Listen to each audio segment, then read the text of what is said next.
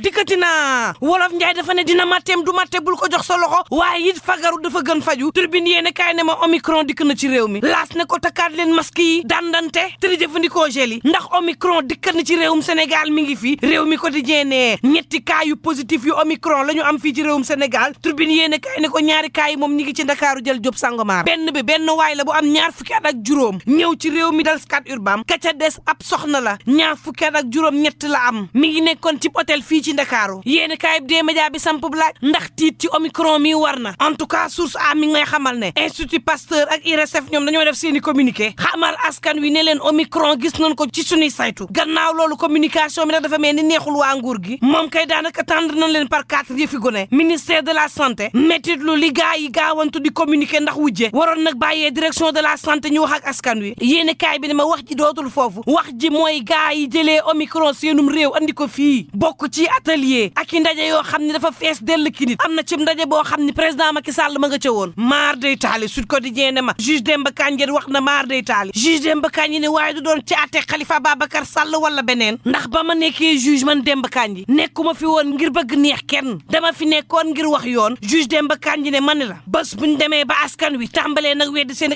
administration coow day daal di dugg le quotidien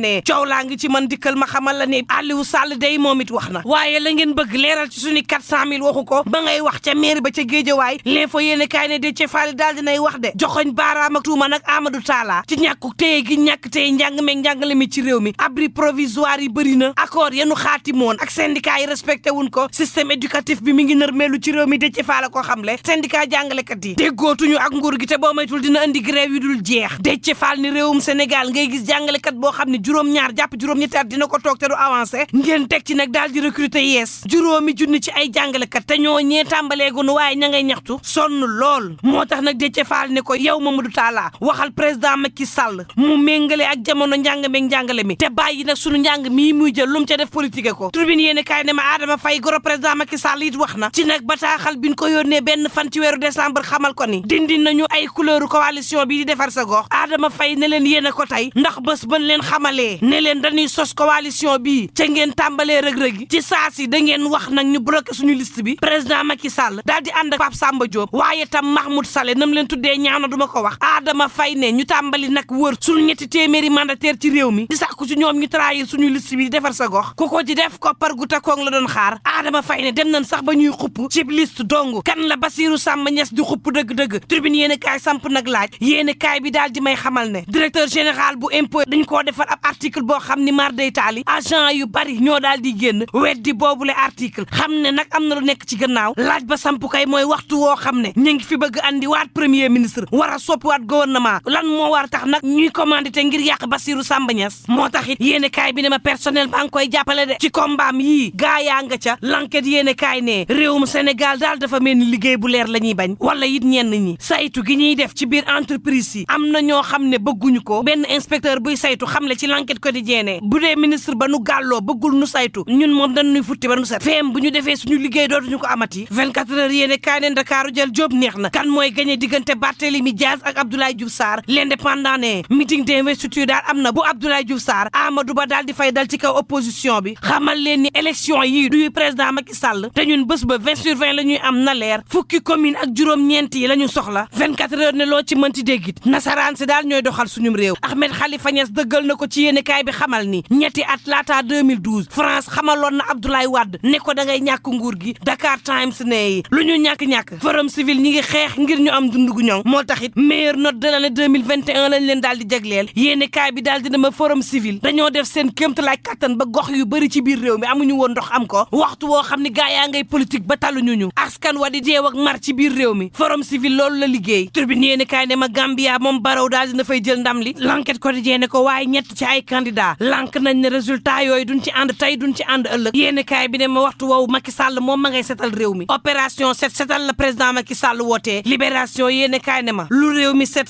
bu leen fàtte ni Tahirou Sarr jébbal nañ ko juróom benn téeméer ak fanweer ak juróom-ñeent mètre carré ci loo xam ni scandale kese lañ ko teg administration ba ci mode fast track la ñu jébbalee Tahirou Sarr loo xam ne ña doon noon suuf sa ca ndem si yàlla Baye Mbaye Ndiara Gueye amuñu ko jamono jooju ñu jébbal Tahirou Sarr suufu jàmbur ca Mamel association yi nga xam ni dañ doon manifester ngir suuf soosee ñu jébbal ko seeni borom waxatuñ. Libération ne ma ña doon suuf sa ci Baye Mbaye Ndiare Gueye dañu leen dàq gu metti jébbal ko nag Tahirou Sarr mi nga xam ni mi ngi exploité 6639 mètres carrés ci loo xam ne yéen kaay bi ne ma ab scandale la bu leen fàtte mukk ni coronavirus mi ngi ci réew mi te day fàtte yendu leen ak jàmm